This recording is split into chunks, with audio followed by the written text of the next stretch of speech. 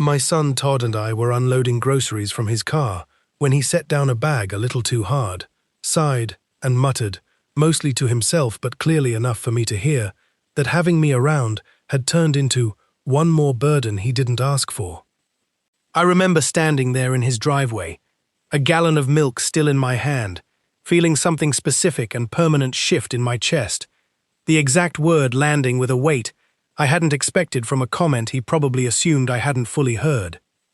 I want to tell you what I did after that moment, in detail, because I didn't argue with him in that driveway, and I didn't simply swallow it either. What actually followed took me somewhere I never expected, and gave me back a version of myself I'd started to forget existed. I think a lot of you watching this have heard some version of that same word, spoken or muttered, and I want to walk through exactly how I moved past it.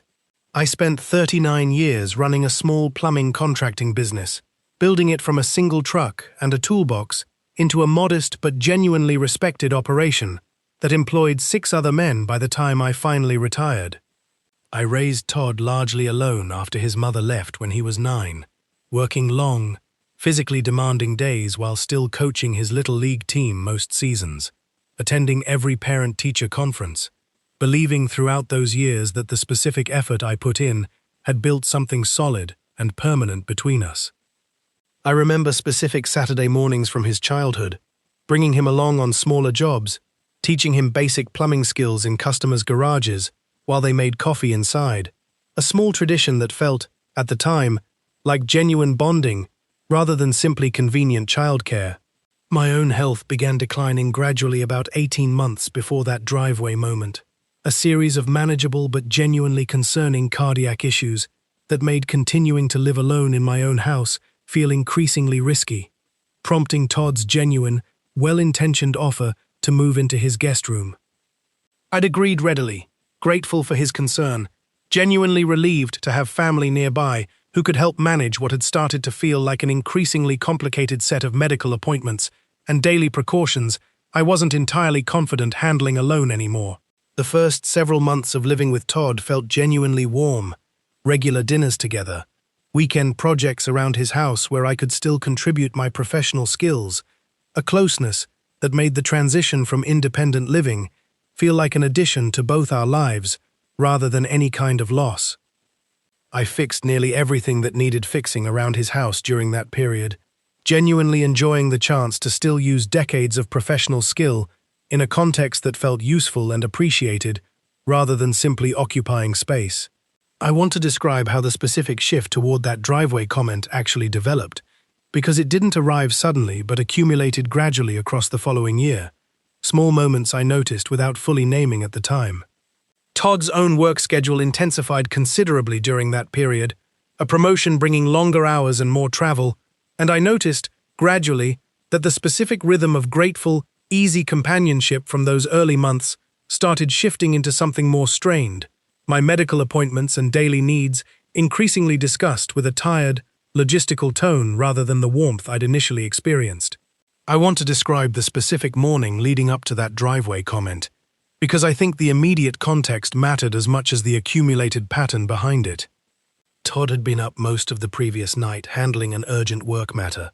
exhausted enough that he'd nearly forgotten our scheduled grocery run entirely, remembering only when I gently reminded him, a reminder that I could tell, even in the moment, landed as one more small obligation on top of an already overwhelming week, rather than a simple, ordinary family task. I want to describe that driveway moment specifically, because the exact circumstances mattered.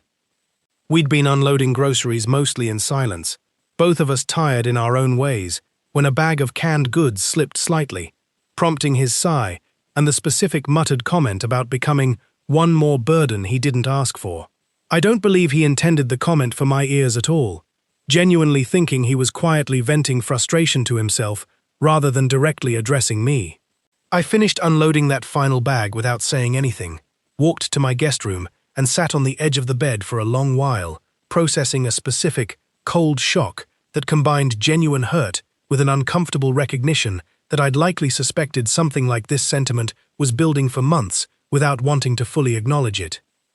I understood, intellectually, that Todd's exhaustion that particular week was genuine and largely unrelated to me personally. Understanding that didn't fully soften the specific sting of hearing myself reduced to exactly that word, burden, spoken by the son I'd raised largely alone and genuinely believed I'd built something unshakable with. I want to describe those following weeks honestly, because the specific texture of my withdrawal mattered. I began finding small reasons to be out of the house during Todd's evening hours, walks around the neighborhood that stretched longer than any genuine exercise required, simply to avoid the specific discomfort of sharing space with him while that comment sat unresolved between us. I noticed him seeming confused, even hurt, by my sudden distance, though neither of us directly addressed what had actually prompted it. About a month into that quiet withdrawal, unable to continue simply absorbing the specific discomfort of feeling like an unwanted obligation, I began seriously researching whether I had any genuine alternative to continued dependence on Todd's household. My research led me toward retiring independently abroad, specifically the Philippines, discovering that my modest pension, combined with the specific savings I'd maintained across decades of running my own business, could genuinely support independent living there, in a way it simply couldn't anymore in my own expensive hometown. I want to address something directly, because I think it matters for the fuller story. I spent considerable time verifying, honestly with my own cardiologist, whether my current health status genuinely supported independent living abroad. Unwilling to make this decision purely from wounded pride without confirming it was actually medically sound. My cardiologist confirmed, after reviewing my full history and recent test results, that my condition was genuinely stable and manageable, independently, with appropriate ongoing monitoring, information that gave me real confidence this wasn't simply an emotional reaction, but a legitimately viable path forward. Telling Todd was difficult, understanding he'd likely interpret it, at least initially, as some form of punishment or dramatic overreaction, rather than the genuine, considered decision it actually represented. I decided, ultimately, not to mention the driveway comment directly, telling him instead that I felt ready and medically cleared to build independent living arrangements again, letting the practical reasoning speak for itself, rather than immediately burdening him with the specific hurt behind it. Todd was genuinely surprised and visibly concerned, asking repeated questions about my heart condition, my financial planning, clearly worried this represented some form of premature, poorly considered decision, rather than the carefully researched path it actually was.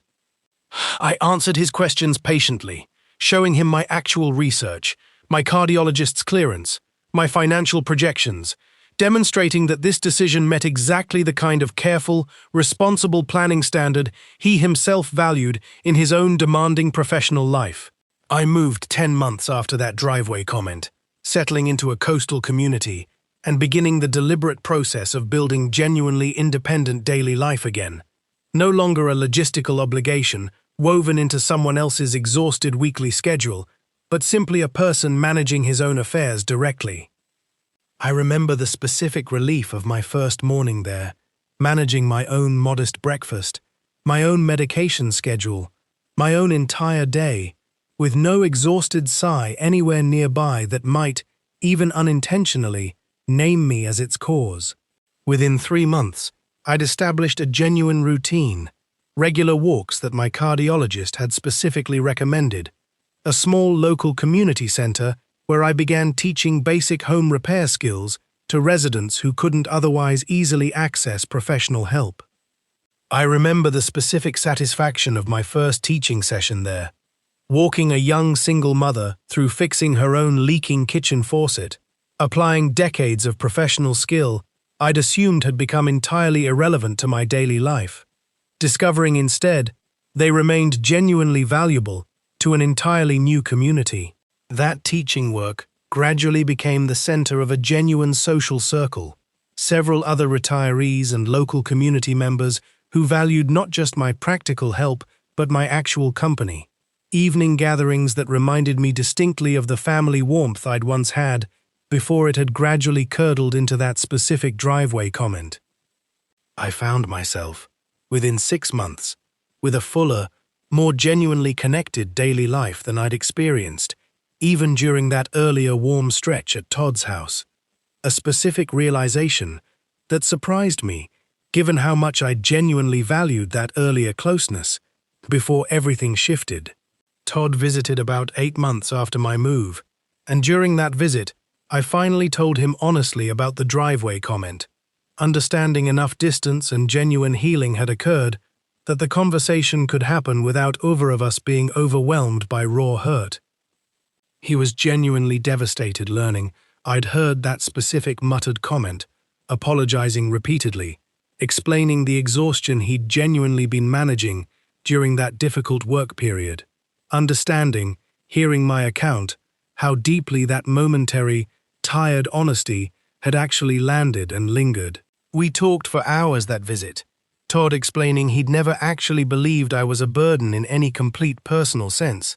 only that the specific overwhelming logistics of that particular exhausting week had genuinely worn him down enough to voice a private, ugly thought he'd never intended me to hear. I told him honestly that I understood the exhaustion, having managed my own version of demanding, unpredictable work stress throughout my own career, but that the specific word had landed with a permanence that only genuine, sustained rebuilding, exactly what I'd found here, had actually been able to address. Todd told me something during that visit I've held on to since, admitting that watching me build this entirely new, genuinely thriving independent life had taught him something important about how easily exhausted, careless words can wound in ways he'd never fully intended. He said he'd since become considerably more careful about voicing frustration, even privately, understanding now how thin the walls of intention actually are, how easily a tired, muttered comment meant only for himself can still land with devastating clarity on someone standing close enough to hear it. About a year into my time here, the local community center asked whether I'd be willing to develop a more formal, structured curriculum, training other volunteers to teach basic home repair skills alongside me, expanding my contribution considerably beyond the individual sessions I'd originally been providing alone. I accepted, understanding the specific significance of that request, that the community I'd originally joined, simply seeking my own restored purpose, had come to genuinely value my accumulated professional expertise, precisely the kind of recognition that driveway comment had, however unintentionally, failed to extend to me during those difficult final months at Todd's house. Todd's children visited last year, my grandchildren, watching me teach a full classroom of adult students with a specific pride I could see clearly in both their faces. Evidence, I think, that watching their grandfather build something genuinely admirable had shifted their own understanding of what continued purpose and contribution could actually look like at any age. My granddaughter told me, during that visit, that she'd mentioned my teaching work to her own school class for a project about interesting family members, describing me not as someone requiring careful management, but as someone actively teaching an entire community, a specific framing I don't think either of us could have imagined during that difficult period before my move. If you've overheard a similar word, burden, or any variation describing you primarily as an unwanted weight on someone else's life, I want to tell you what this experience taught me. That word, however painful, often reflects a specific moment of genuine exhaustion rather than someone's complete, permanent assessment of your worth. But I'd also encourage you not to simply accept and internalize it either, understanding that finding your own path back toward genuine, active contribution, wherever that path leads, matters more than either confronting the person who said it or quietly absorbing it as permanent truth about who you actually are. I'd specifically recommend verifying honestly with your own doctor whether independent living genuinely remains medically viable for you, the way I did before committing to my own decision. That concrete medical confirmation gave me confidence this wasn't merely a wounded, emotional reaction, but a legitimately sound path I could pursue with genuine confidence, rather than lingering doubt. I still teach my structured home repair curriculum most weeks, still manage my own entirely independent daily life, still feel, most days, The specific satisfaction of being genuinely valued and useful that I'd assumed, briefly and painfully, might have permanently ended the moment I heard that muttered word in his driveway. Todd and I talk weekly now, genuine conversations rather than careful, tired exchanges, and he visits with the grandchildren twice yearly, watching a father and grandfather he's told me he now sees more clearly than he perhaps ever did during those final, increasingly strained months at his own house. If you're sitting somewhere right now, feeling exactly the way that driveway comment once made me feel, I hope you find your own version of what I eventually built. Not just independence, but the specific, genuine sense of continued purpose that no amount of careful, exhausted family management can substitute for. I keep a small photo from my very first teaching session pinned above my desk here, a reminder that a single, tired, muttered word doesn't have to define what comes after it. I'll see you in the next one. About a year and a half into my teaching work here, a young man in his early 30s joined my repair classes, recently laid off, and trying to save money by learning basic home maintenance himself, rather than continuing to pay for professional help. Something about his specific focus, the way he handed me tools without being asked, quietly anticipating what I'd need next, reminded me forcefully of Todd at that same age, still working alongside me on smaller jobs before his own career eventually pulled him toward a different, more demanding professional path. I found myself teaching him, unusually invested in his progress, staying later than scheduled more than once, to make sure he genuinely understood a specific technique, rather than just watching me demonstrate it. He told me, near the end of our sessions together, that I reminded him of his own father, who'd passed years earlier, a comment that moved me more than I expected, given how directly it echoed my own private association with Todd. I mentioned that specific student to Todd during one of our weekly calls, describing the resemblance I'd noticed,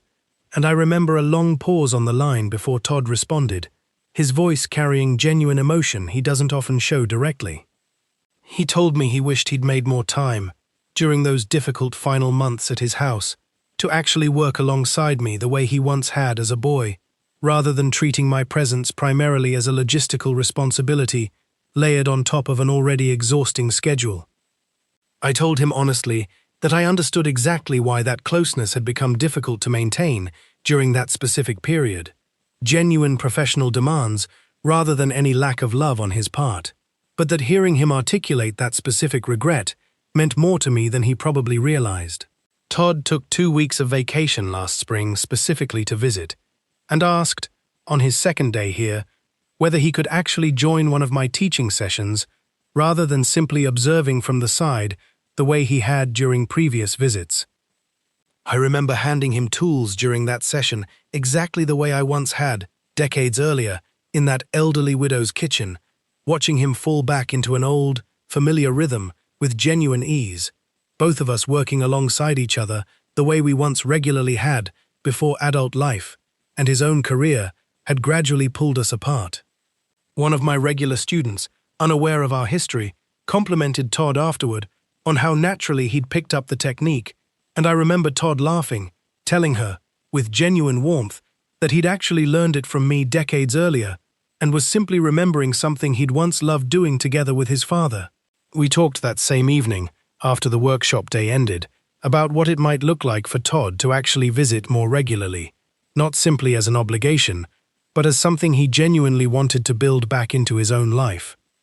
He mentioned, tentatively, the possibility of eventually working remotely for extended stretches, spending real time here periodically, rather than the brief annual visits that had become our pattern since my move.